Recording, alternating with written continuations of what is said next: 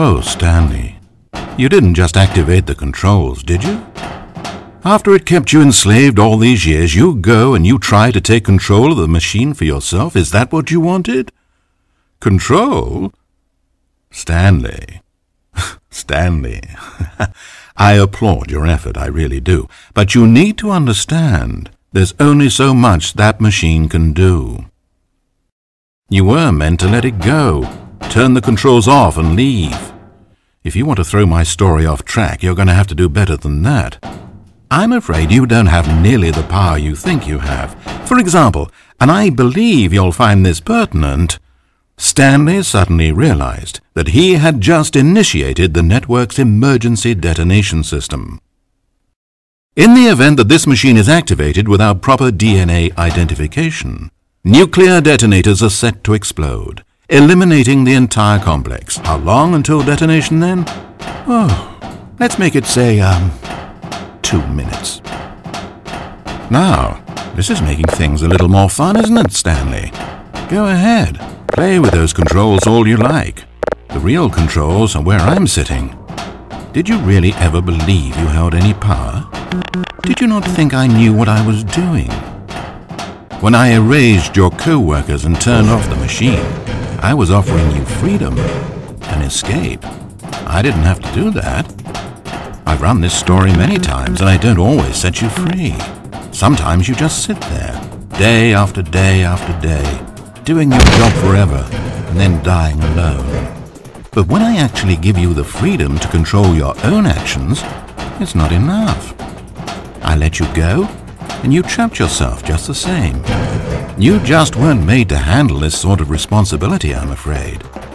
But you know what you were made for? Pushing buttons. You get it now? Oh, I'm enjoying this. Tell you what, I'll throw some extra time on the clock just because I'm having so much fun. There we go. You see, I want to watch you for every long second you try to puzzle this out. After all, it should make sense, right? The timer, the nuclear detonation, the mysterious facility, it's all here. This is a video game. Except for one thing there, hero. You've got no weapon, no vehicle. You don't even know where you're going. When you saw that timer, you just instinctively started trying to find an exit, didn't you? In fact, I bet you're still looking for a way out. I bet you're clicking on everything in this room, trying to open doors or vents or something and solve the puzzle. As though this game has a solution, as though it can be won.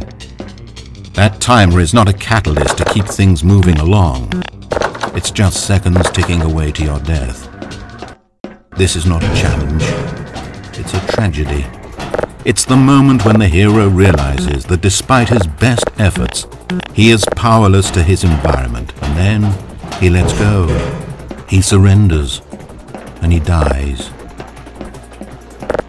30 seconds, Stanley. 30 seconds, until a boom, and then nothing. No ending to this story, just you dying. I suppose you could have gotten an actual ending if you played along, but that just wouldn't have been your style, would it? Instead, you'll perish knowing that the only choice you made here was to turn on that machine and to start this timer.